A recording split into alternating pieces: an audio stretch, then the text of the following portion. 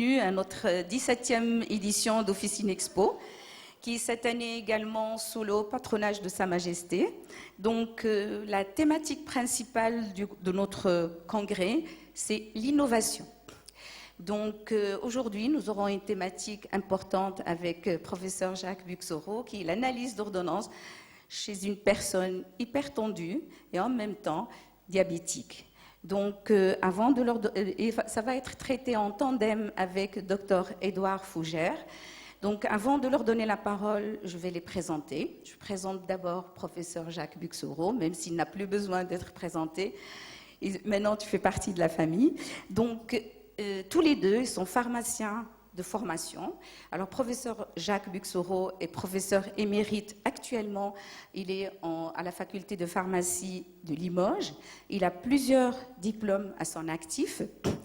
Et il a deux activités, des activités universitaires et des activités extra-universitaires. Je commence par les activités universitaires. Il est concepteur et formateur pour les pharmaciens d'officine. Donc, c'est lui qui conçoit des modules de formation continue pour les pharmaciens d'officine. Il enseigne depuis 1985. Il est directeur et président du jury de thèse pour l'obtention de doctorat en pharmacie, toujours à Limoges. Il est chargé de cours, même plus maintenant, de DU de pharmacovigilance, interaction médicamenteuse. Oui, tu l'as monté, exactement. De pharmacovigilance, interaction médicamenteuse et contre-indication médicamenteuse. Je passe aux activités extra-universitaires. Il est rédacteur en chef d'une revue pharmaceutique très connue, que je pense que tout le monde connaît, les actualités pharmaceutiques, exactement.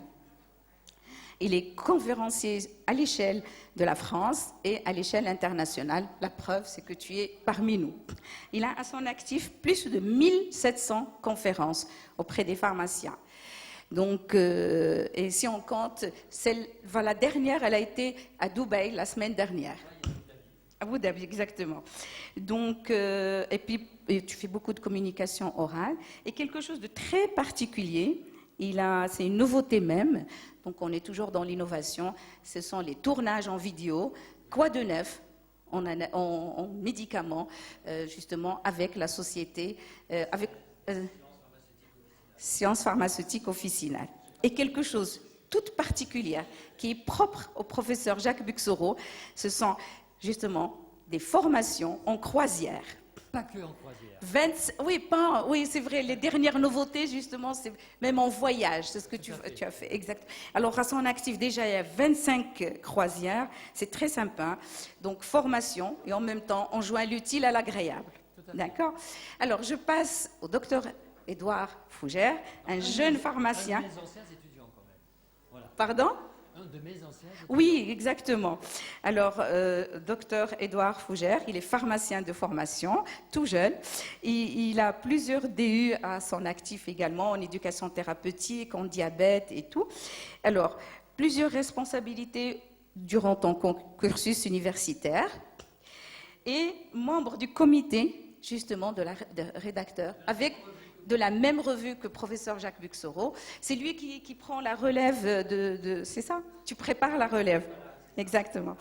Et quelque chose de dont on est vraiment fier de toi, c'est le prix CISPHAR, qui a été remis dernièrement par la présidente du Conseil de l'Ordre, en présence de représentants du ministère de la Santé. C'est un prix qui est exceptionnel et surtout, il a fait ça dans le cadre de recherche en diabète. Donc, il a fait une recherche sur le terrain et c'est grâce à ce travail-là que tu as été récompensé par le prix CISPHAR, qui est quand même quelque chose d'important.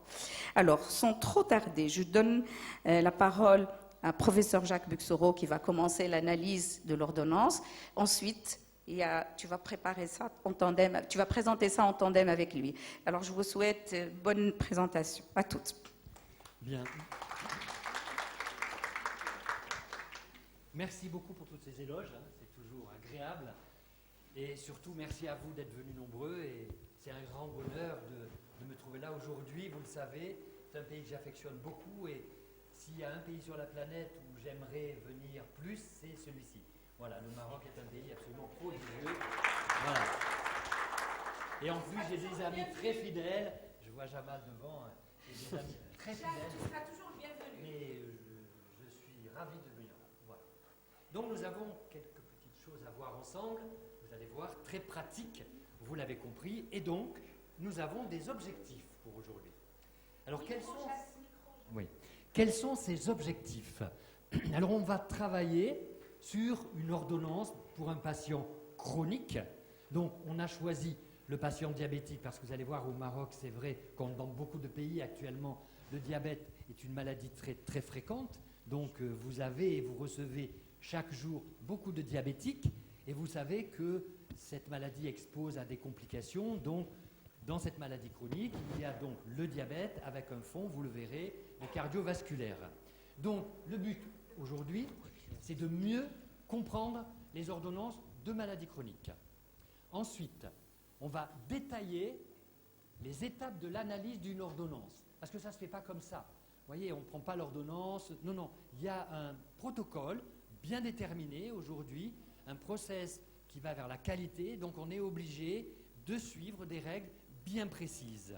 Donc, le but aussi, après cette formation, d'une heure à peu près, c'est que vous devriez être mieux à même de conseiller, de renseigner et d'éduquer votre patient qui a donc un diabète. Alors voici l'ordonnance sur laquelle nous allons travailler. Alors vous voyez, c'est une ordonnance avec beaucoup de lignes. On va, alors rassurez-vous, hein, on va passer en revue tous les médicaments, on va essayer d'extraire de chaque médicament l'essentiel pour l'acte officinal. Donc on va travailler là-dessus. Donc Xarelto, Xyténol, Exforge, Taor, Victoza, Metformine et Amarel. Il s'agit d'une femme âgée de 66 ans et qui a un indice de masse corporelle de 26. Alors donc, de quoi souffre cette patiente, à votre avis? Est-ce un diabète de type 1 ou d'un diabète de type 2? Diabète de type 2. Et quels autres médicaments a-t-elle qui peuvent orienter vers d'autres pathologies? Les statines. Donc ça oriente vers voilà, une maladie cardiovasculaire. Voilà. Donc, cette malade est, j'ose dire, victime d'un diabète de type 2, donc qui est une maladie chronique, mais aussi, en sous-jacent, des problèmes cardiovasculaires. Donc, patiente âgée de 66 ans, atteinte de DT2 mal équilibré, parce que c'est toujours très difficile à équilibrer ce type de diabète, et d'un problème cardiovasculaire. Donc, bien sûr, elle bénéficie d'une prise en charge globale à laquelle participe le pharmacien, parce qu'Édouard vous le dira, ce qui est très important, c'est une prise en charge pluriprofessionnelle. C'est vraiment très important que le médecin, le pharmacien, l'infirmière et tout ce qui tourne autour, tous les professionnels de santé, puissent collaborer. Alors, à votre avis, donc on va traiter, grâce à cette ordonnance, grâce à tous ces conseils, mais à votre avis, quels sont les deux objectifs du traitement de cette patiente? Tu appuies là. C'est là. Oui. Si vous êtes intéressé par justement la présentation, elle sera en vente. Normalement, c'est l'après-midi. D'ailleurs, toutes les communications, vous pouvez les trouver en vente dans les réceptions. En DVD. D'accord? Tout exactement comme ça se passe. Exactement comme ça se passe. Voilà. Merci. Équilibrer son diabète et son hyperlipidique et puis sa tension. Non, vas-y. Oui, donc je vais reprendre la suite. Ça, c'est les objectifs à moyen terme et à long terme, éviter les complications. C'est ça, tout à fait. C'est ça, hein, c'est dans le 20 sur 20. Du coup, oui, effectivement, on est dans le contrôle glycémique. Hein, c'est bien sûr le premier objectif. Si on arrive à maîtriser ce contrôle glycémique, on va avoir un meilleur impact après sur les complications. Voilà. Donc ça, c'est l'objectif premier. Et il faut le faire comprendre aux patients que ce contrôle glycémique, c'est pas pour l'embêter, de lui faire des glycémies, etc. Il faut qu'il comprenne l'intérêt, le patient. Il faut qu'il sache pourquoi, il faut le motiver, son patient. Hein. Et il faut lui dire pourquoi on va contrôler la glycémie. Ben, finalement, c'est pour prévenir les risques. Alors là, ici, c'est cardiovasculaire, parce que dans l'ordonnance, effectivement, on a un profil sur le cardio. Mais il y a toutes les complications néphrologiques, podologiques, ça, il faut lui faire entendre aussi. Ce n'est pas parce que ce n'est pas sur l'ordonnance, parce que le problème du diabète, c'est que c'est une maladie qui est invisible, c'est vrai, sauf quand il y a les complications, et malheureusement, c'est que c'est souvent déjà un petit peu tard. Donc ça, il faut le motiver avec ça, justement. Voilà, donc effectivement, contrôle glycémique et prévention des risques cardiovasculaires. Donc, un petit rappel sur les étapes successives de la dispensation d'une ordonnance. Bien sûr, ça c'était pour remettre le contexte, hein, voir si l'ordonnance est recevable, le profil du patient, les médicaments de l'ordonnance, les classes, l'indication. Tout ça, on va y revenir en fait. Hein. C'est un peu la trame qu'on va suivre. Les effets indésirables, majeurs, et les recommandations et conseils adaptés. Finalement, c'est tout ce qu'on fait au comptoir, à la pharmacie.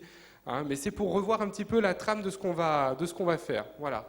On va décortiquer un peu cette ordonnance en suivant cet ordre. Sachant que cet ordre qu'on vous a donné s'adapte à chaque patient, quoi. Il faut s'adapter, se mettre au vent du patient. Voilà. Ça peut varier. En fonction voilà. du patient. Après, tout ça, on va l'adapter. Mais on va voir. On va le décortiquer. Alors, on va regarder d'abord les classes. Et c'est vous qui allez travailler. Je vais vous demander, par exemple, où vous classez le Xarelto. C'est quoi le Xarelto? Direct. AOD. D'accord. Donc, il y a peut-être moins de risques que si on donnait un anticoagulant majeur qu'on connaît bien, comme le Préviscan ou autre. Voilà. Le Xyténol, savez-vous ce que c'est? Bêta-bloquant. Exforge. Antihypertenseur. Antihypertenseur qui associe deux principes actifs. Voilà. C'est ça. Le Taor, alors lui, c'est universel. Voilà. On sait que c'est très efficace. Hein. C'est des produits très efficaces, mais vous le verrez, il y a un petit souci qui peut survenir avec ce produit. Le Victoza, c'est quoi? Un analogue Voilà. C'est un produit un petit peu à part qui est un analogue de GLP1. Vous verrez. Voilà. Ensuite, la metformine, très connue, la metformine. Ancienne molécule, mais très, très connue. Alors, vous la classeriez dans quoi? Dans les hypoglycémiants. Mais est-ce que c'est vraiment... Est-ce qu'il est possible d'avoir une hypoglycémie avec la metformine ou pas? Non, voilà. Ça, c'est bien. C'est donc un anti-hyperglycémiant. Donc ça, c'est important. Et enfin, Amarel, c'est quoi? Hypoglycémiant, mais de quelle classe? Sulfamide. Mais très bien. Donc je vous mets en face, vous le voyez, voilà. Je vous mets en face tous les appartenances aux classes, donc c'est bien clair dans votre esprit. Alors ça, c'est la première chose. Quand on a une ordonnance en main, on regarde très vite dans sa tête, mais vous le faites de façon automatique, en fait. Vous dites, bon, là, sur cette ordonnance, c'est quoi les classes? Ça sert à quoi? Voilà. Première chose. Donc, on reporte après dans le système avec j'ai un traitement hypoglycémiant, j'ai un traitement pour le cardiovasculaire et j'ai un traitement hypocholestérolémiant. Voilà, donc 3 traitements avec soit un seul médicament comme pour l'hypocholestérolémie, soit plusieurs médicaments, vous le voyez, pour la cardiologie ou pour l'hypoglycémie. Alors, à toi. Donc du coup, on va reprendre un petit peu le cas clinique et voir un peu les points importants de ce cas.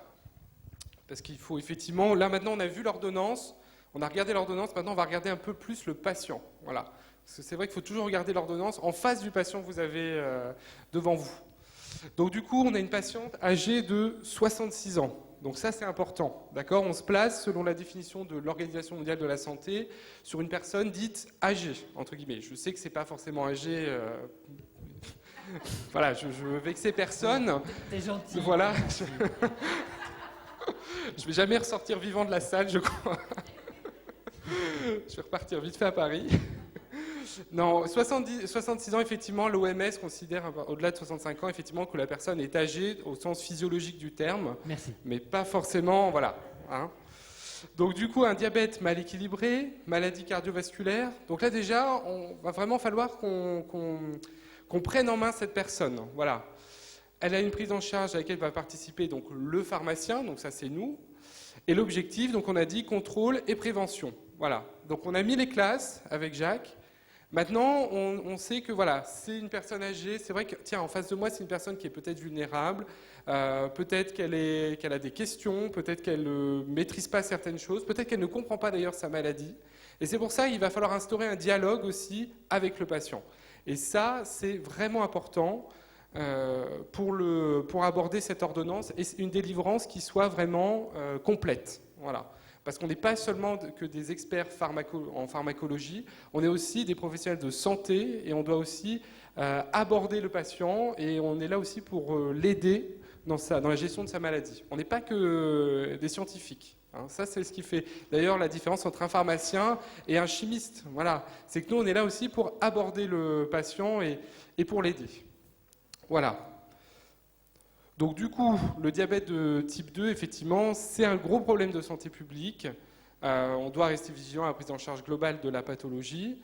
Bien rappeler aux patients, discuter, convaincre.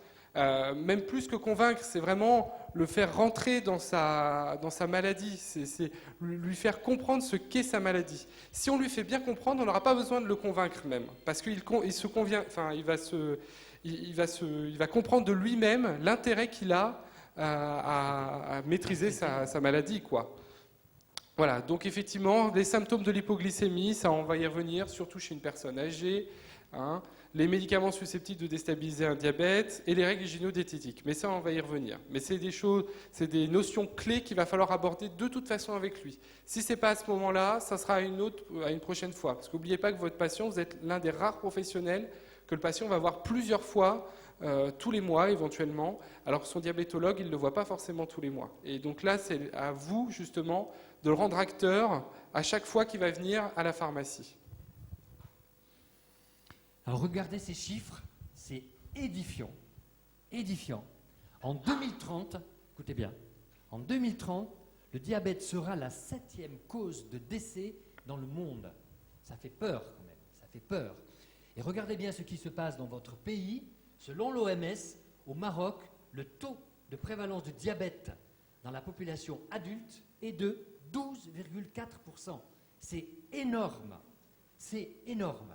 Plus de 12 000 décès par an, à l'origine de 32 000 décès additionnels, attribuables bien sûr aux complications. C'est vraiment une pathologie chronique, grave, dont très souvent on sous-estime l'impact. Parce que vous savez, dire à quelqu'un on a un diabète, ça ne fait pas peur.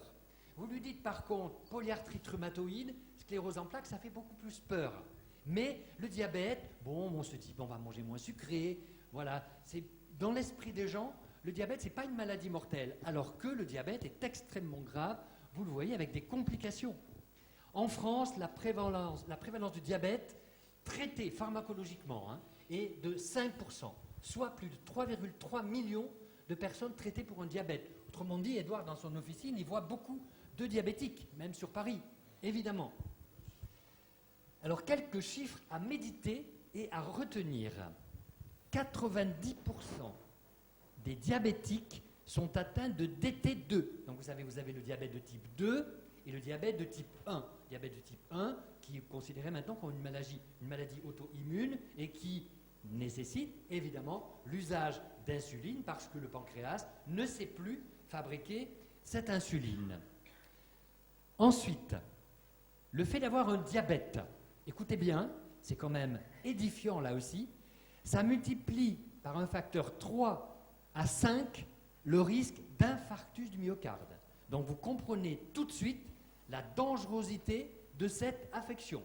C'est pour ça que très souvent, on traite parallèlement le diabétique dans le secteur cardiovasculaire. Et enfin, les 3 clés pour contrôler la maladie, mais Édouard va vous en parler beaucoup, la perte de poids, avoir une activité physique suffisante et surtout avoir une alimentation équilibrée. Donc le diabète de type 2, des rappels sur la définition, parce qu'il faut être à l'aise avec ça. C'est la glycémie à jeun ou postprandial, ou encore l'hyperglycémie provoquée par voie orale, qui va dépasser des seuils. Donc effectivement, il y a des seuils qui permettent après de définir cette maladie. Voilà, cette définition, donc là ici, ce qu'il faut retenir, là c'est un extrait de la Haute Autorité de Santé en France qui définit le diabète. 0,70, une glycémie à jeun entre 0,70 et 1,10, ou une glycémie 1h30 après un repas qui est inférieure à 1,4 g par litre. Ça, c'est pour la normale. Effectivement, la norme, c'est 0,70, 1,10. Voilà. Retenez bien ces chiffres. Ça, c'est des chiffres clés, oui, voilà, à retenir. Et combien d'heures de jeûne? C'est important. De la veille au soir.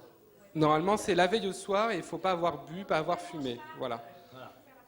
Autrement dit, la veille de l'examen, il faut... Voilà, faut on pas se trop met... poser. Oui.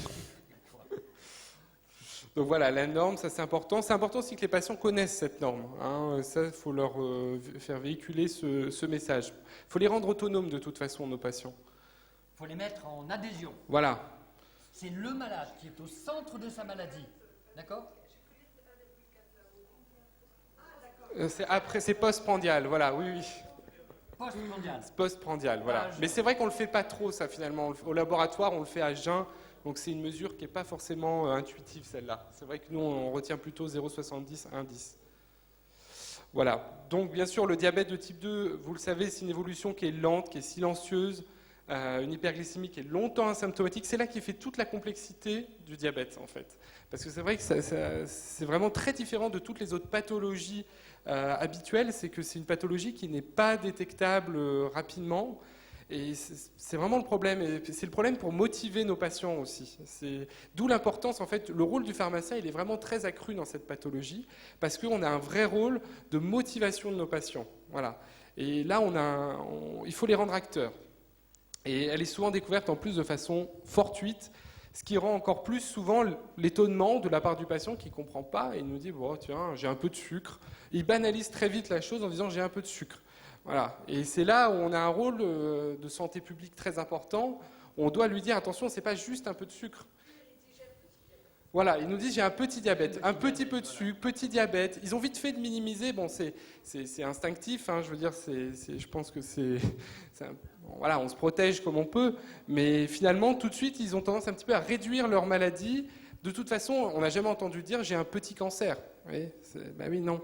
Donc effectivement, c'est ce que j'avais une diabétologue qui dit toujours, c'est fou, elle dit moi je vois que des petits diabètes, mais par contre mes amis cancérologues, ils voient que des gros cancers. Alors finalement, il dit c'est difficile de motiver mes patients. Ben oui.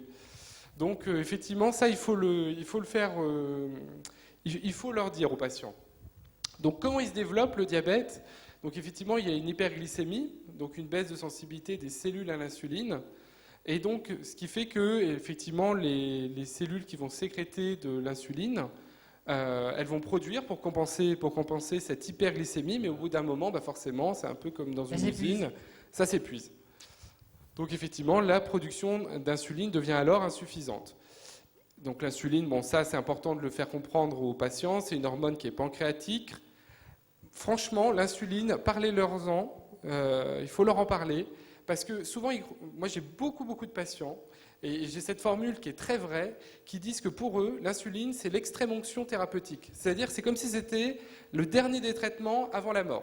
C'était vraiment ça. Moi j'ai beaucoup de patients, surtout des patients âgés, qui ont connu effectivement l'insuline, qui ont été donnée à leur grand-père, à leur grand-mère, quand c'était la fin.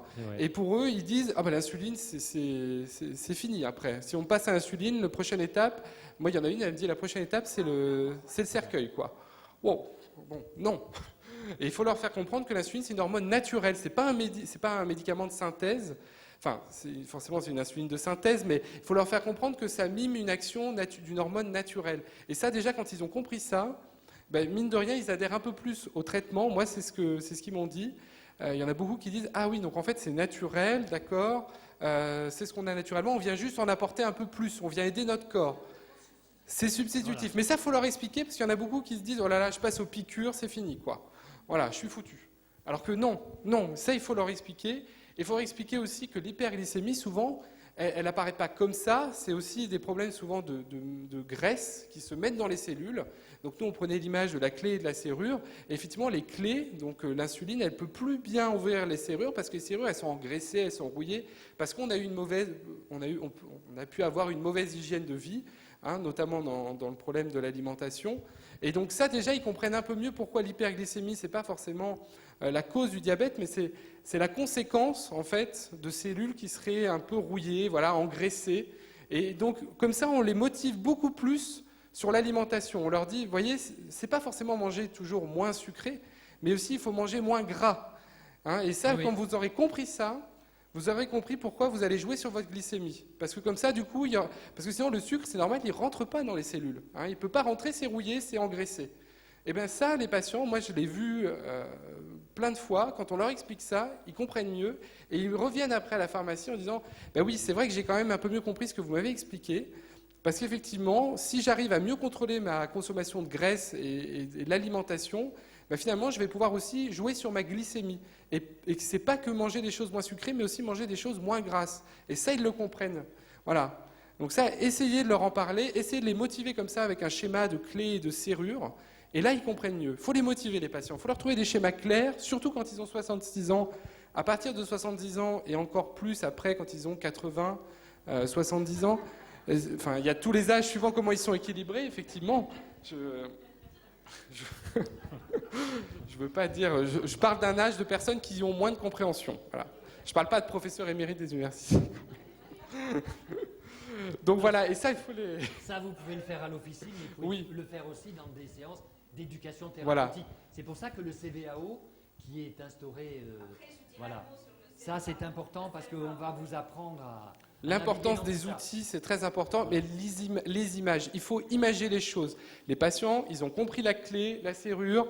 Tiens, bah, j'ai compris pourquoi l'insuline, bah, tiens, en fait, on apporte juste plus de clés finalement quand on s'injecte. Hein, bah, c'est ça, donc ils dédramatisent un peu le rôle de l'insuline. Et ils comprennent mieux pourquoi, bah, si mes serrures elles sont rouillées, bah, je ne peux pas ouvrir et je ne vais pas pouvoir jouer sur la glycémie. Donc du coup, il faut manger moins gras. Voilà. Donc, il faut absolument leur faire comprendre ça. C'est fondamental, je pense, pour aider ces patients. Donc, hérédité, sédentarité, les habitudes alimentaires, ça, de toute façon, c'est clair et net dans le diabète de type 2. Hein, c'est quand même le principal problème. Et le surpoids, tout ça, de toute façon, souvent, c'est lié. Hein, ces trois-là, enfin, je veux dire, on peut agir dessus en leur expliquant. Voilà. Donc, du coup, le diabète de type 2, c'est une maladie chronique redoutable. On l'a dit, silencieuse, sous-estimée, malheureusement. Des complications possibles, microvasculaires, c'est notamment la rétinopathie, l'insuffisance rénale, les macrovasculaires avec les AVC, les infarctus du myocarde. Ça, il faut leur expliquer qu'il y a ces risques-là aux patients. Ce n'est pas une question de leur faire peur, mais c'est avant tout une question aussi de les sensibiliser sur attention, si vous ne faites pas, si vous n'agissez pas tant qu'il est encore temps d'agir, voilà ce que vous pouvez avoir. Voilà. Et je pense qu'il ne faut pas leur faire peur, mais vraiment les motiver. Tout à fait. Ouais. C'est vrai, quand on voit les complications, franchement, ça fait peur. On se dit, waouh, il y a des choses extrêmement dangereuses. Surtout chez des personnes âgées, surtout chez des personnes âgées qui ont déjà physiologiquement, par exemple, un rein qui fonctionne moins bien. Et donc, si en plus on ajoute la complication du diabète, avec l'insuffisance rénale qu'elle peut donner, c'est très problématique, quoi. Ça, c'est important. Les neuropathies. Et oui, voilà. Ça, c'est important, la neuropathie périphérique, parce que le malade ne sent plus ses pieds et peut avoir... et attention, risque de chute. Et voilà. On sait qu'une chute chez une personne âgée, c'est catastrophique. Hein. Donc ça, c'est... Donc neuropathie même périphérique... Chez un jeune, hein. Enfin, même chez un jeune, mais... Toi, tu peux te casser la gueule en descendant. Alors, donc, je reprends un peu. Qu'en est-il de cette histoire de la maladie? On a cette dame de 66 ans avec son IMC stable à 26, donc un DT2 ancien, supérieur à 15 années. Donc vous voyez, ça court souvent de façon silencieuse. Et voilà, c'est insidieux, mais voilà, au bout de X années, ça devient problématique et qui reste difficile à équilibrer.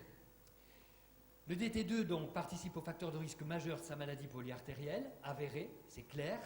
Et c'est ainsi que cette dame a des problèmes cardiovasculaires avec, Aïcha vous l'a dit tout à l'heure, elle l'a dit en préambule, une hypertension artérielle sévère, parfois supérieure à 19 en maxi, donc c'est quand même énorme, une hypercholestérolémie qui est traitée certes, mais voilà, elle est là. C'est pour ça qu'Édouard a raison en disant que aussi il faut abaisser le taux de graisse, le taux de corps gras que l'on absorbe. Il faut faire baisser son taux de cholestérol, c'est sûr. Hein. Et bien sûr, ces sténoses qui vont s'installer et qui vont perturber l'irrigation de certains secteurs de son organisme. Ça, c'est vraiment important à noter.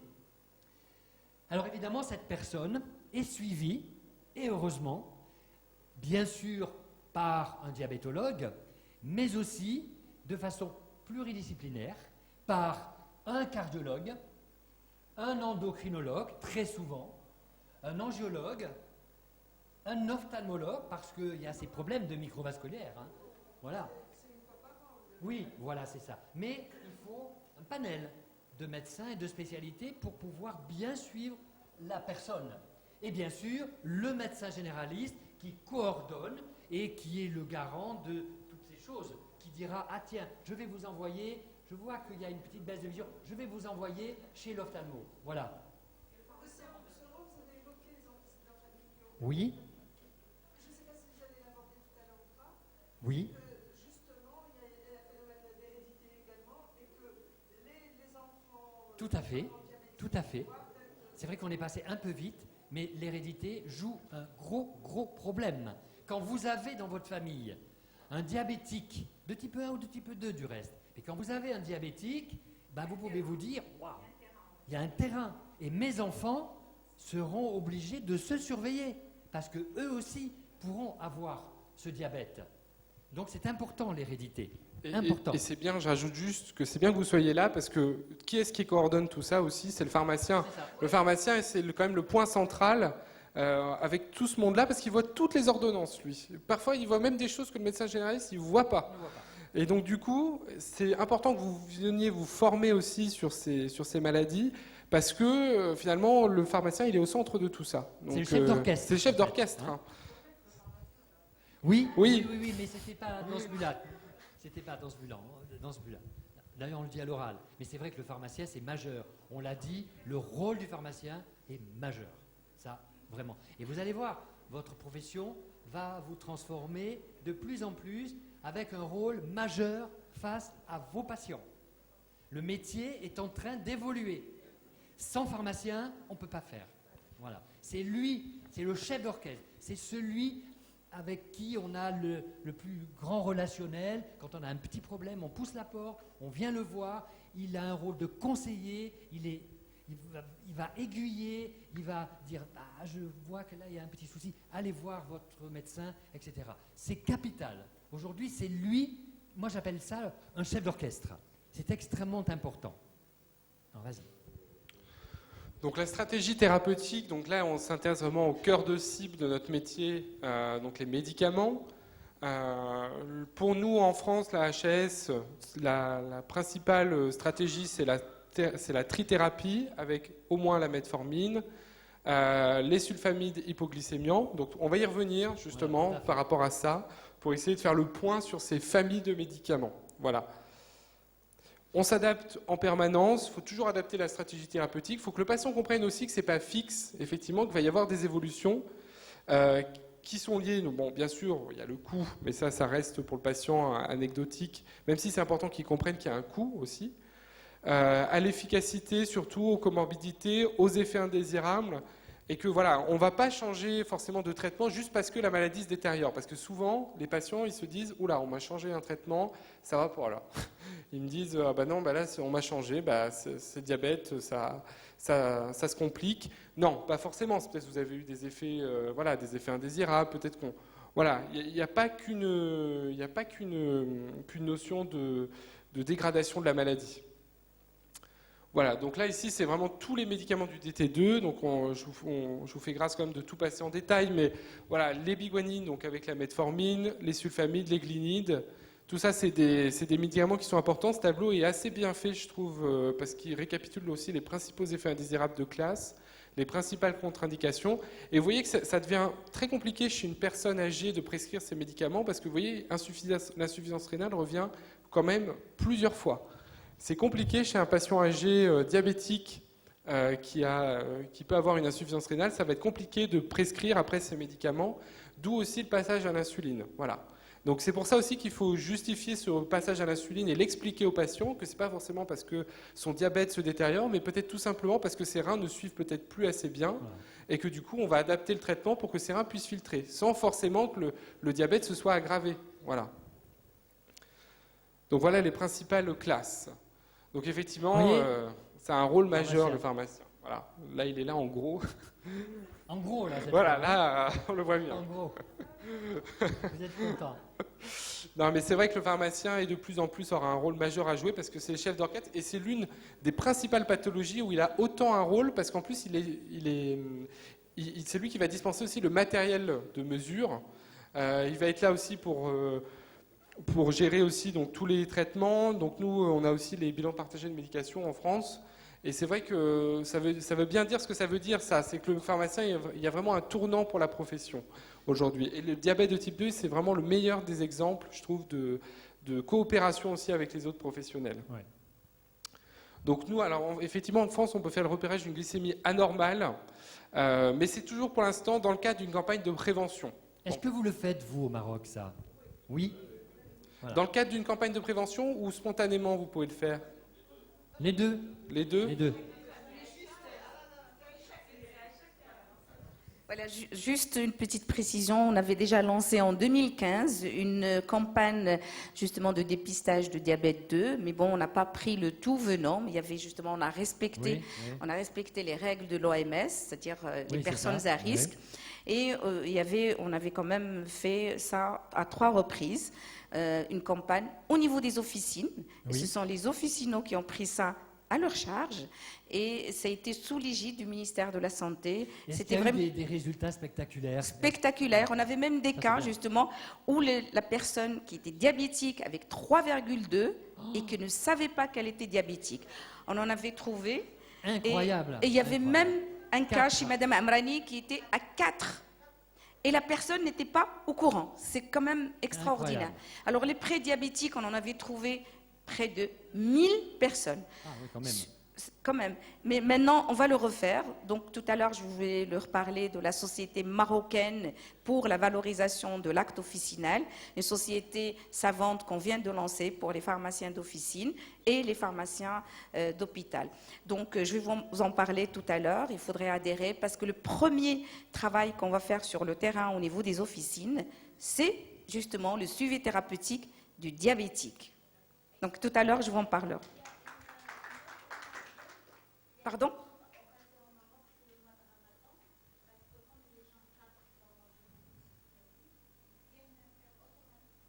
Ah oui. Oui. Moi, je lance tous les ans 3 jours gratuitement de dépistage de diabète au mois de Ramadan. Donc, on va en parler tout à l'heure. Je vous laisse.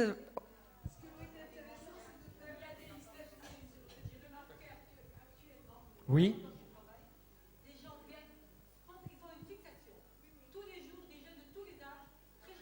Oui. Ah d'accord. Oui, c'est ça, c'est une obsession. Il ne faut pas tomber aussi dans ce côté obsessionnel, mais voilà, si ça... Mais ça, c'est bon signe s'ils viennent spontanément, parce que c'est-à-dire qu'ils ont confiance dans leur pharmacien aussi. Donc ça, c'est important. Comme quoi, il faut savoir bien les accueillir après, ces patients-là, parce que c'est bon signe aussi pour la profession.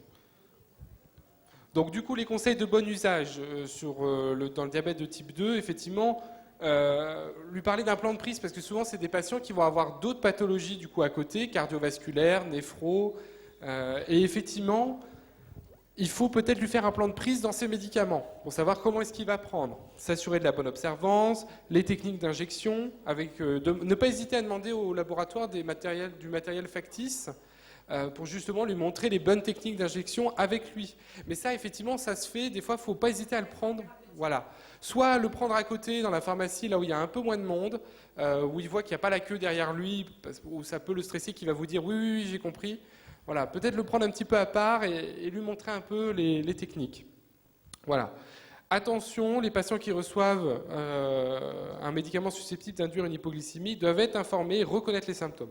Ça, c'est capital, surtout chez les personnes âgées. Il faut leur montrer les signes. Ça, faut leur expliquer, voir avec eux, leur dire est-ce que vous savez les signes et comment vous réagissez. Ça, faut voir, parce que très souvent, il y a des fausses représentations. Il y en a, ils disent, je vais manger un fruit, alors que non, le fruit, c'est pas bon. Alors c'est mieux que si on n'a rien, mais leur faire comprendre l'intérêt d'avoir 3 carrés de sucre sur soi, ça fait 3 fois 5 grammes, donc 15 grammes de sucre tout de suite. C'est ce qu'il faut, c'est ce qui est recommandé pour réagir à une hypo, parce que ça, ils ne le savent pas forcément, le nombre de carrés de sucre qu'il faut. Il y en a, ils en prennent juste 1. Non, c'est 3 carrés de sucre. Voilà. Mais ça, tout ça, ça prend pas longtemps. Ça prend pas longtemps. On leur dit, est-ce que vous vous rappelez comment une hypoglycémie ça survient? Est-ce que vous savez comment réagir? Et surtout, dites-le à vos proches. Les aidants dans le diabète, c'est fondamental parce que c'est des gens. Moi, j'ai vu des cas où c'est papy, mamie qui vont faire leur petit jardin ou qui vont se balader. Et puis, papy a fait une crise d'hypoglycémie, mais mamie ne savait pas comment réagir. Et ça, du coup, moi, j'ai eu des patients, je l'ai expliqué à l'aidant, qui m'a dit, je me sens un peu plus en sécurité parce que moi, je sais comment réagir si jamais ça arrive. Et parce qu'une fois, effectivement, le grand-père a fait une crise d'hypoglycémie et puis il s'en est pas vraiment rendu compte. La mamie ne savait pas comment réagir. Elle lui a donné une pomme. C'était absolument pas ce qu'il fallait donner. Donc, vous voyez, il y a des fausses représentations. Et ça, faut les driver là-dessus. Faut leur expliquer et ils seront contents. Il faut prendre 5 minutes de plus dans cette délivrance, mais ils ne vous le reprocheront pas parce qu'ils auront vraiment compris quelque chose d'hyper important. Voilà. Il faut anticiper la déstabilisation du traitement. Effectivement, il faut leur parler des infections virales, les troubles de l'alimentation, l'alitement prolongé. Bon, là, on est dans des cas un peu extrêmes, mais de toute façon, il faut être très vigilant aussi sur l'automédication. Ça, l'intérêt du pharmacien, il est là aussi, notamment sur les médicaments qui sont contre-indiqués en cas d'insuffisance rénale. Et face aux autres prescriptions faites aux patients. Voilà, tout ça, il faut le gérer. Voilà, les conseils hygiéno-diététiques, alimentation équilibrée, index glycémique, aucun aliment n'est interdit, ça, il faut leur faire comprendre. Voilà, mais il faut se méfier des plus sucrés. Des conseils hygiéno-diététiques de base, l'activité physique, surveillance podologique, consultation, tout ça, il ne faut pas hésiter à l'aborder avec son patient. Le conseil aux voyageurs, bon ça c'est plus anecdotique, mais voilà, toujours leur dire de bien garder leurs ordonnances, les papiers administratifs avec soi en cabine. Il y a des sites qui sont très bien faits sur Internet, qui expliquent tout ce qu'il faut faire pour les voyages. Voilà, les médicaments, les dispositifs médicaux, tout ça vous le retrouverez sur des fiches qui sont faites soit par les compagnies aériennes, soit sur les sites d'associations pour les diabétiques. N'hésitez pas à consulter ces sites, il y a toutes les informations. Et souvent, avant de recevoir un patient diabétique, regardez-les, et comme ça, vous pouvez en parler avec lui. Ne pas hésiter même à lui montrer et à le faire en live, ça. Voilà, respecter une autosurveillance glycémique, adapter son cadre de vie. Tout ça, ça peut perturber une maladie, ça peut perturber le patient. Donc ça, il faut pas hésiter avec lui à en parler et aller sur les sites des associations de patients. C'est très très bien fait, vraiment. Donc là, on va rentrer dans le vif du sujet. Voilà. Alors vous avez vu l'ordonnance, elle est compliquée, il y a beaucoup de produits, mais en fait, ce que nous allons faire, c'est rechercher le petit point important sur chaque médicament. Vous savez, les médicaments ont beaucoup d'effets secondaires. Mais il y en a de majeurs, que je parlerai majeurs. Donc, le rôle que nous avons à l'officine, j'ai un médicament, comme le Xarelto, qu'est-ce que je risque? On va regarder. Le Xarelto, vous le connaissez, anticoagulant par voie orale, ce qui est en rouge est majeur. Ça reste un anticoagulant. Même s'il est moins dangereux que les produits anciens, il y a toujours un risque de saignement occulte. Donc, vous avez ça sur cette ordonnance, vous avez ce médicament sur cette ordonnance, vous gardez en mémoire risque de saignement occulte. Donc, pas d'automédication, bien évidemment, on vous l'a dit tout à l'heure. Alors, le xyténol, c'est un bêta-bloquant. Vous êtes d'accord? Bien. Alors, quels sont les effets indésirables que l'on peut avoir avec un bêta-bloquant? Alors, je vous rappelle, il est cardiosélectif, c'est-à-dire qu'il agit moins sur les vaisseaux. Mais bon, même s'il est cardiosélectif, il peut toujours y avoir il peut toujours y avoir quelques petits problèmes. Alors, qu'est-ce que je retiendrai dans cette liste? À votre avis, vous retenez quoi? Moi, je retiens ça. Bon, bien sûr, refroidissement des extrémités, mais bradycardie. Bon, les nausées, d'accord, mais beaucoup de médicaments peuvent en donner, l'impuissance aussi. Non, c'est vraiment la bradycardie, c'est-à-dire le cœur va se ralentir. Et ça, voilà. Donc déjà, on a deux effets, hein. Le risque de coagulation, enfin de défaut de coagulation, le risque de ralentissement de la fréquence cardiaque. Et puis, vous avez beaucoup d'autres effets plus rares. Mais on ne va pas se focaliser dessus. S'ils arrivent, vous dites aux patients, si vous avez des effets indésirables, venez me voir, nous en discuterons et je vous dirai la marche à suivre. Beaucoup d'interactions médicamenteuses. Nous ne sommes pas des encyclopédies ambulantes. Ce n'est pas possible. Heureusement, nous avons des logiciels qui vont nous aider à faire le tri et à mettre en lumière le risque particulier de contre-indication, soit médicamenteuse, soit interaction médicamenteuse. Ici, ce sont les contre-indications. Vous voyez, il y en a. Et vous voyez, vous y retrouvez la bradycardie. C'est lui-même un médicament qui risque de donner une bradycardie. Donc, on comprend que quand il y a une bradycardie basse, on ne peut pas donner ce médicament. Et les interactions médicamenteuses, vous voyez, il y en a beaucoup. On ne va pas les passer en revue. Vos logiciels le font, mais il y en a beaucoup. Puis de toute façon, vous l'aurez sur la cassette si vous prenez cette cassette. Exforge. Alors, l'exforge, c'est quoi? C'est une association de deux principes actifs. Vous avez un inhibiteur calcique et un antagoniste des récepteurs de l'angiotensine 2. Voilà. Donc, puissants. Ils agissent en synergie. Il est donné dans l'HTA.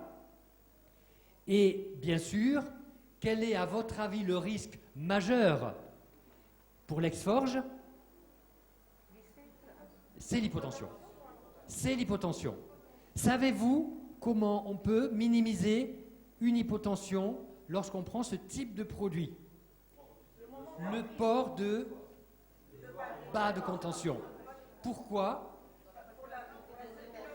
Voilà. C'est-à-dire que quand vous êtes en position debout, comme vous avez une vasodilatation, le sang descend, mais comme vous mettez des bas de contention, vous remontez, faites remonter là-haut, et on est beaucoup, beaucoup mieux. Alors donc, qu'est-ce que je dis à mon patient qui est sous exforge? Il y a quand même des choses à dire. Le médecin vous a prescrit ce produit pour abaisser votre tension artérielle. Ça, je crois qu'il faut le lui dire. Il faut qu'il soit sensibilisé. Alors, il est bien de prendre son médicament le soir. Pourquoi? Voilà, parce que voilà, il est allongé, donc il aura moins de problèmes avec ses rétentions d'eau et de sang dans les dents. Voilà, des œdèmes. Oui. Les dipines, oui. Les dipines sont extrêmement vasodilatatrices et c'est pour ça qu'on conseille les bas de contention. Et bien sûr, s'il se lève la nuit, il faut qu'il fasse très attention, parce que quand il est en position horizontale, il y a autant de sang en bas dans les jambes que dans le cerveau, mais quand il va se lever, paf, ça va descendre en bas dans les jambes, et là, il peut avoir des vertiges, et il peut, bien sûr, faire une chute. Voilà. Non, c'est pas une règle, vous avez raison. Non, c'est conseillé. C'est conseillé. Oui, voilà. Pour les hommes, ça c'est une femme. Oui. Quand il s'agit d'un homme et qu'il est sous alpha-bloquant, Absolument. et donc là, prendre les deux le soir, ça va faire une chute. Ah, complètement. Et comme il se lève beaucoup parce que souvent des problèmes prostatiques, il y a des risques majeurs de chute. C'est évident. Voilà. C'est ça. C'est ça. C'est pour ça qu'en fait, il faut raisonner au cas par cas. Un homme, il vaut mieux qu'il le prenne le matin. Le matin. Voilà. Sauf si, bon, il le tolère bien le soir, pourquoi pas. Hein. Voilà. Alors le Tahor. Ben, le Tahor, moi je retiendrai, bon, en dehors du reste, je retiendrai ça. Alors, peut-être pas rhabdomyolyse, mais au moins problème musculaire. Douleur musculaire. Parce que la rhabdomyolyse survient que vraiment quand il y a un taux de CPK extrêmement élevé. Pardon, j'ai pas entendu. Ah, bien sûr. Bien sûr. Là, elle prend tout son sens. Parce qu'elle inhibe le métabolisme de cette statine. La statine va être plus importante au niveau sanguin et vous imaginez le risque de toxicité musculaire. Alors, est-ce que vous avertissez la personne quand vous vendez du... Est-ce que vous lui dites. Des statines, Et oui. qu'est-ce que vous lui dites? Si vous avez un problème au niveau de vos muscles, revenez me voir. Revenez me voir. Et Je alors, lui dans fais pas peur. alors, dans ce cas, que faut-il faire? Le dosage de ces... Alors voilà. Le médecin vous a prescrit ce médicament pour faire baisser votre taux de cholestérol. Vous êtes d'accord? Bien. Le Taor, alors bien sûr, il faut lui dire, un médicament a toujours des bénéfices, a toujours des risques. Le Taor peut parfois affecter les muscles. Pour cela, le médecin, en cas de douleur au niveau des muscles, vous fera doser les enzymes musculaires, preuve que votre muscle va souffrir. Et s'il constate un taux d'enzymes musculaires élevé, il prendra une décision. Soit il va vous baisser la posologie, soit il vous fera arrêter et prescrire un autre médicament. D'accord? Donc voilà, il ne faut pas l'affoler, mais il faut être lucide et lui dire, ben écoutez, si vous avez des douleurs, venez me voir, nous en discuterons et on verra la décision. Voilà. Oui.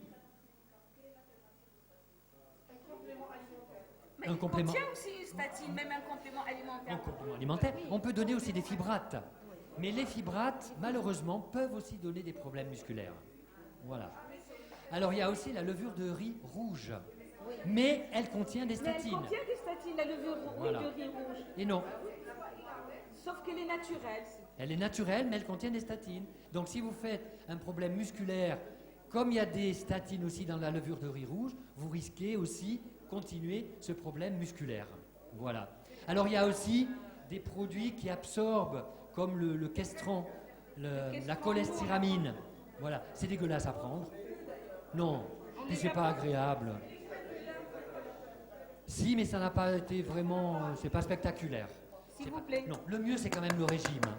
Le mieux c'est quand même le régime. régime. Faut bien. Et bouger, Pardon? ne pas rester. Les oméga 3 aussi. Oui, oui, ça c'est vrai. Les oméga 3 c'est important. Veillez à ce que dans votre régime, il y ait suffisamment d'oméga 3 parce que ça a un effet extrêmement bénéfique sur le cholestérol. de l'huile d'olive. C'est vrai. Oui. Ok. Alors ensuite, le Victoza. Ah, tout est parti. Mon Dieu. Non. Le Victoza. C'est un Oui, analogue. allez-y.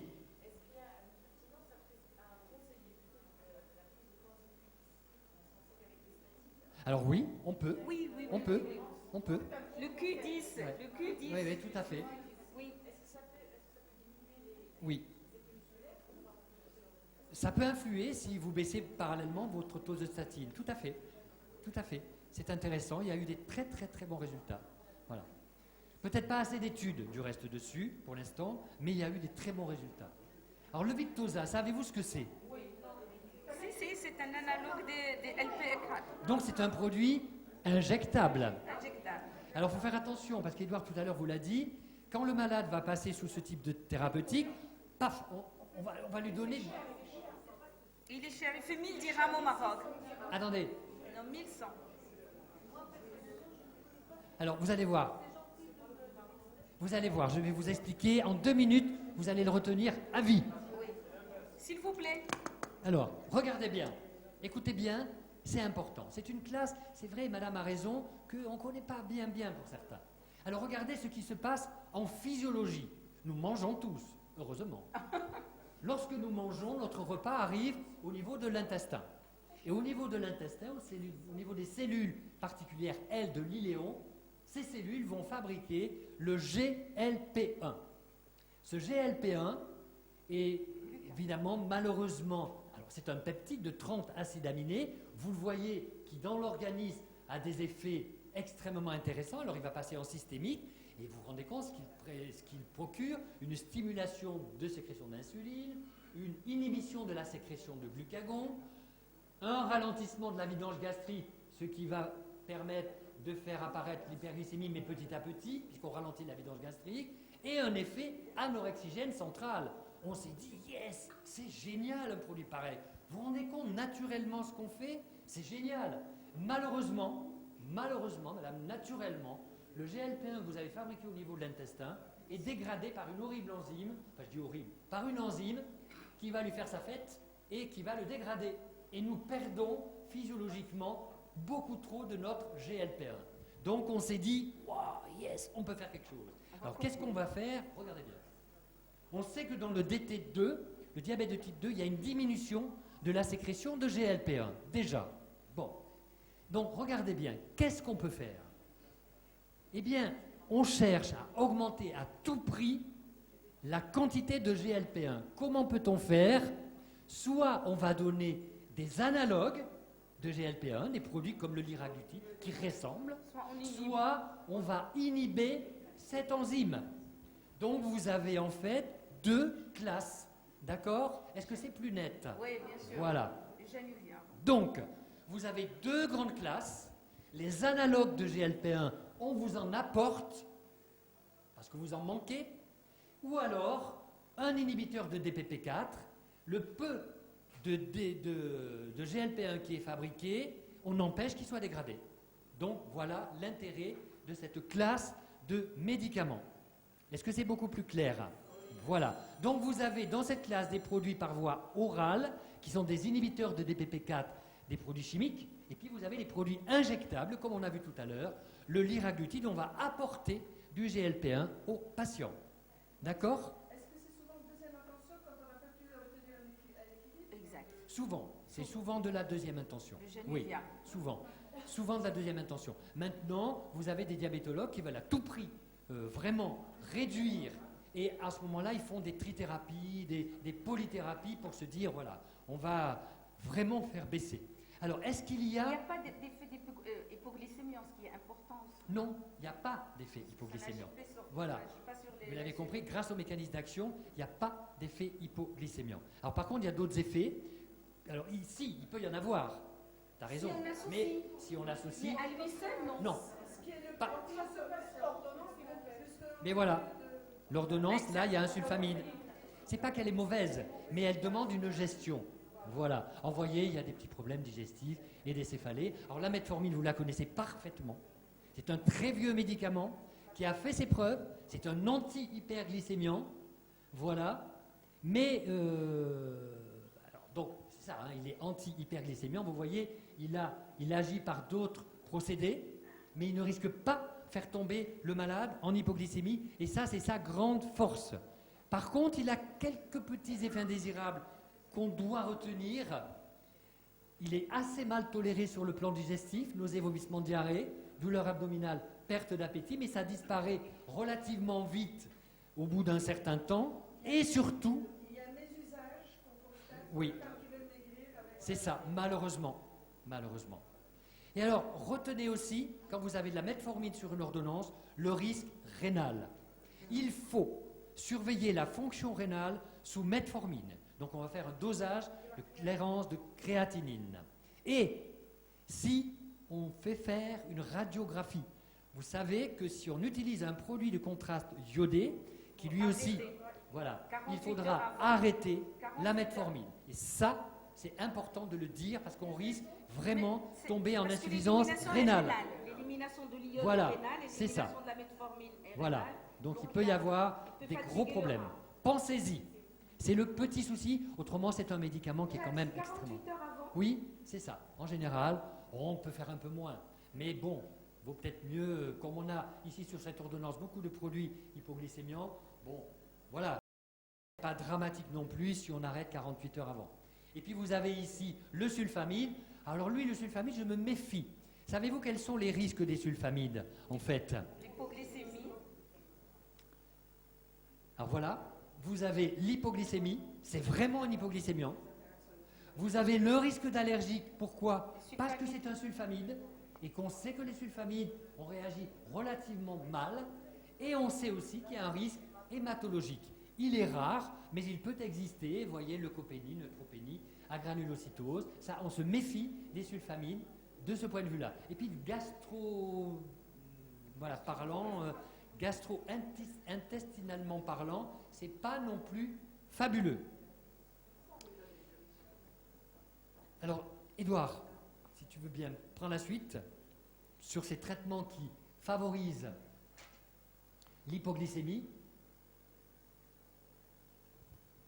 Alors, vous avez vu la globalité de l'ordonnance. Donc, moralité, je regarde chaque produit et je m'attache auprès du support. J'ai de la metformine, je dis, ah, s'il y a une radio, voilà, attention, fonction rénale, anticoagulant, attention, voilà. Vous voyez, je cherche le principal. Je ne m'envolue pas dans des tas de détails qui ne servent à rien, mais je vais vers l'essentiel qui peut rendre service à mon patient. Alors maintenant, ça c'est important. Ça, c'est important parce qu'effectivement, les facteurs qui favorisent une hypoglycémie, ça, il faut les connaître, il faut être vigilant pour son patient, il faut le mettre en garde sur ça. Le refus, l'incapacité du patient à coopérer, la malnutrition, ça, c'est important parce que souvent, les patients âgés, c'est des patients qui ne mangent, qui n'ont pas forcément faim. Donc là, ici, nous, en plus, c'est vrai qu'à l'officine, on a la chance d'avoir tout ce qui est... tous les compléments aussi alimentaires. Donc tout ça, il faut veiller. Et c'est vrai qu'on parlait de chef d'orchestre, mais c'est vraiment le cas quand on est à l'officine parce qu'on doit gérer le patient sous tous ses aspects. Donc il y a vraiment l'aspect aussi nutrition qui est important. S'il commence à nous parler de régime, s'il veut faire des régimes pour justement équilibrer son diabète avec des compléments alimentaires, il faut être vigilant là-dessus. Attention. Déséquilibrer, alors l'exercice physique, la prise d'hydrate de carbone, la consommation d'alcool, l'absence de repas, ça faut lui dire, attention, si vous ne prenez pas votre médicament, si vous ne mangez pas, il y a certains médicaments qu'il ne faut pas prendre. Hein, et ça, il faut être vigilant, ça faut leur dire, hein, parce qu'il peut y avoir un risque d'hypoglycémie majeur. Donc l'insuffisance rénale, le surdosage en hypoglycémiant, l'insuffisance hépatique et tous les autres médicaments, là c'est là où on a un rôle très important dans la gestion des interactions médicamenteuses. Donc ça, il faut être très très vigilant, ne pas hésiter à contacter son centre de pharmacovigilance. Je sais pas si, je pense qu'il y a l'équivalent aussi au Maroc, parce que eux, ils ont vraiment une documentation très riche. Et ça, il ne faut pas hésiter. On ne peut pas tout savoir. Ça, il faut surtout l'admettre. Et il ne faut pas hésiter à faire appel à d'autres professionnels pour qu'ils nous aident parfois pour gérer justement, savoir si un médicament peut être pris avec un diabète de type 2, s'il n'y a pas de problème par rapport à ça, notamment sur tous les compléments alimentaires. Voilà. Donc, conseil de prise, observance, j'irai même plus loin, adhérence, parce qu'il faut vraiment que le patient adhère à son traitement. La gestion des effets indésirables et la surveillance du traitement, ça c'est aussi pareil, notre rôle majeur, parce que nous on va le voir tous les mois, le patient, on va le voir souvent, même parfois pour ne pas forcément renouveler son ordonnance habituelle. Donc ça, il faut savoir dire, tiens, attention, au fait ça va, tiens, vous venez chercher une boîte d'Imodium, ou l'équivalent, l'opéramine, mais pourquoi? Vous avez des diarrhées? Mais qu'est-ce qui se passe? Rappelez-moi déjà votre traitement. Voilà, et ça, il faut être très vigilant là-dessus. C'est vrai que de toute façon, le métier de pharmacien, c'est un métier de vigilance, de toute façon, à tout instant. Hein. Et c'est l'avantage aussi de connaître son patient. Des conseils basiques, hein, surtout sur l'automédication. L'automédication, elle est possible, mais il faut faire comprendre aux patients qu'il faut qu'ils nous demandent. Attention à ne pas aller sur Internet, aller chercher des produits miracles pour le diabète, parce que ça, on en trouve. Hein, des plantes, Attention, alors je ne dis pas que tout est acheté, mais il faut que le patient sache que tout ce qu'il va prendre peut avoir un impact. Donc qu'il nous demande, et nous après on peut demander à la pharmacovigilance, au médecin, mais il faut lui faire comprendre qu'il doit nous demander. Voilà. L'hydratation, effectivement, le soleil, la grossesse et l'allaitement, même si ça on le voit un peu moins, on le voit dans le cadre du diabète gestationnel. Bon là c'est pas l'objet, mais il peut y avoir le diabète gestationnel. Voilà, donc ça c'est vraiment des points clés au comptoir à avoir en tête.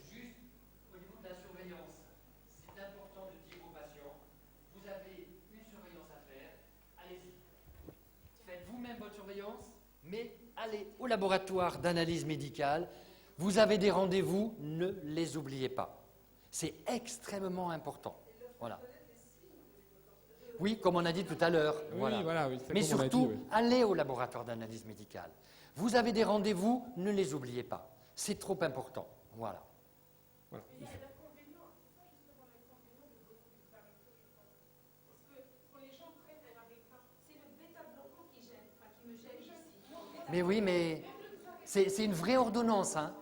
C'est une vraie ordonnance. Oui, c'est une vraie ordonnance. Les gens sous anticoagulants directs ne font plus de surveillance. Oui. Oui, tout à fait. Oui, c'est ça. Mais c'est vraiment une vraie ordonnance. Hein. Oui. Encore 3 minutes. Ouh là là, 3 minutes. On laisse 3 minutes et on gage la discussion. Alors après, vous l'aurez si vous prenez le... Oui, on a fait une dispensation, quelques éléments à penser lors de la dispensation, notamment sur les questions à poser, détailler les médicaments, donner les conseils généraux avec un arbre décisionnel qui peut vous orienter, qui est bien fait. Donc ça, on vous laissera le lire à tête reposée. C'est pas le but de le détailler. Mais voilà, ça peut donner un cadre de dispensation. Voilà. C'est important des fois d'avoir des cadres. On ne vous dit pas de l'appliquer à la lettre, mais tout du moins de vous en inspirer pour avoir une délivrance qui soit optimisée. Alors attention, ce visuel-là est fait pas que pour le diabète, il est fait pour toutes sortes d'ordonnances. Autrement dit, c'est un cadre qui peut vous accompagner à l'officine, à l'équipe officinale, en disant voilà, je fais quoi ? J'ai une ordonnance en main, comment je m'en sors ? Ben, vous avez toutes les questions à poser et vas-y, vous avez même après le renouvellement. Voilà, le renouvellement, qu'est-ce qu'on fait ? Qu'est-ce qu'on dit ? Voilà. Alors ça, c'est quelque chose que m'avait demandé le ministère de la Santé en France pour pouvoir bien statuer. J'ai une ordonnance de chronique, comment je m'en sors ? Pour ne pas oublier des points. C'est-à-dire que vous pouvez très bien sortir en document cette chose à l'impression et puis avec votre équipe officinale, regardez l'arbre décisionnel pour briefer votre équipe officinale. Et après l'adapter aux pathologies aussi. Dis, voyons, nous avons une ordonnance à honorer, comment fait-on ? Et d'ailleurs, le CVAO peut s'inspirer de ça et j'espère qu'un jour peut-être on pourra faire un truc comme ça, le disséquer à fond pour que la personne soit ça, c'est un bien... squelette, mais après, c'est à vous d'en bien faire briefé. Quelque chose de vivant. Voilà, faut que ça soit vivant, faut que ça soit à l'officine, faut que ça soit vraiment, c'est du sur-mesure après à l'officine, que vous allez prendre et l'adapter à votre officine. Voilà. Et faire après aux pathologies et à vos patients. Voilà, ça, c'est hyper important. Voilà. D'accord. Alors, juste le mot de la fin. Vous avez compris que délivrer une ordonnance, c'est agréable, c'est sûr, mais ça demande beaucoup de compétences, ça demande vraiment une grande attention et ça demande d'analyser tous ces points. Ce qu'il faut bien vous dire, c'est que quand j'ai mon ordonnance en main, moi je suis le pharmacien, ce n'est pas moi qui suis malade, c'est la personne en face de moi qui est malade, donc il faut l'aider. Il faut l'aider le plus possible et il faut rentrer dans son intimité. Il faut rentrer dans son intimité et faire en sorte que cette patiente, ou ce patient bien sûr, ait envie de se traiter, sache pourquoi il se traite, sache que s'il arrive des effets indésirables, il sait ce qu'il faut faire, etc., etc. Voilà. Voilà ce qu'on voulait vous faire passer comme message à travers le diabète. Mais on ne peut pas en 1 heure, évidemment, il faudrait une session beaucoup plus large. Merci beaucoup, professeur Jacques Luxereau, pour l'analyse de l'ordonnance. Avant de vous donner la parole pour justement des discussions, pour des questions, je voulais juste vous parler de la société savante qu'on vient de lancer. Elle est toute nouvelle, elle a juste 2 mois. Et